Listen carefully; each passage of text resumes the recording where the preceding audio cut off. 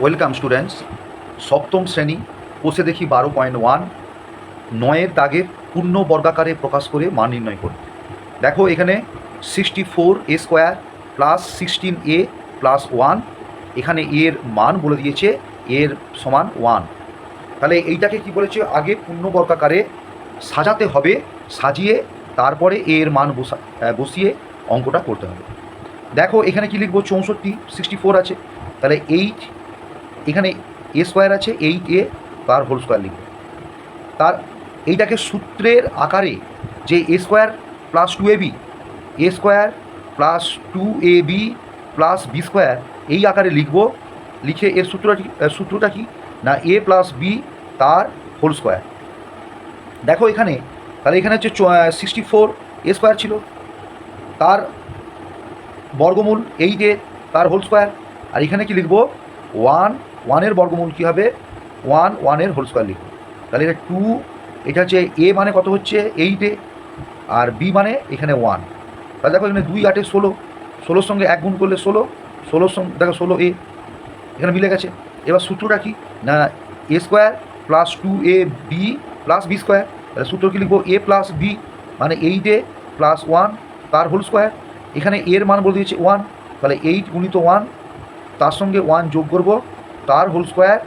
8-এর সঙ্গে 1 গুণ করলে 8 প্লাস 1 তার হোল স্কোয়ার।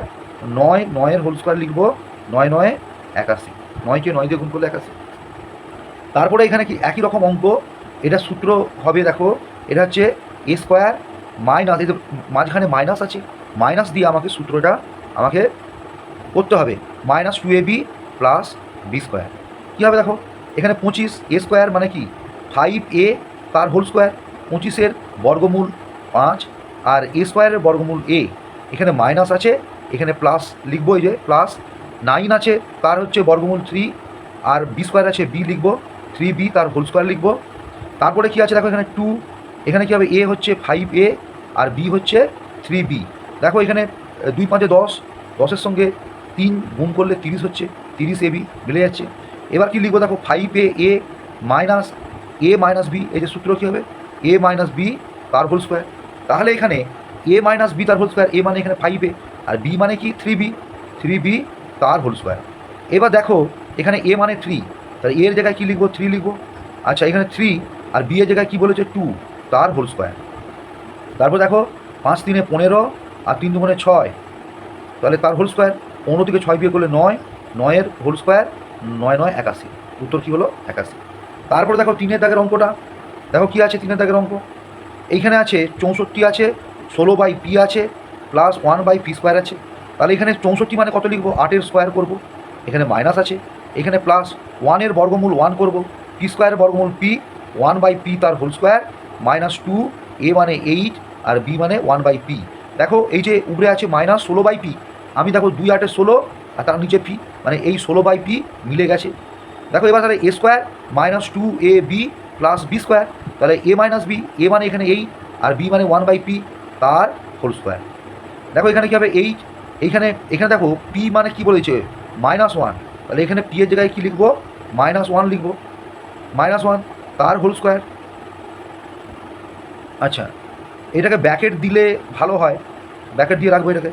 দেখো এরপরে আচ্ছা এখানে সেকেন্ড বন্ধনী দিয়ে দিই, এটা সেকেন্ড বন্ধনী দিয়ে দেবো, সেকেন্ড বন্ধনী। দেখো এখানে এই যে এবার হচ্ছে কী হবে 8, এবার এই যে ব্র্যাকেট তুলে দেবো, দিয়ে মাইনাস মাইনাসে প্লাস 1 তার হোল স্কোয়ার। তাহলে 8-এর সঙ্গে 1 যোগ করলে 9, 9-এর হোল স্কোয়ার আর 9 81, এইটারও উত্তর হলো 81। আচ্ছা এই 3টে অঙ্ক, আর কি আছে অঙ্ক দেখব। আচ্ছা আরেকটা অঙ্ক আছে, দেখো এইখানে আরেকটা অঙ্ক আমরা করে নেবো।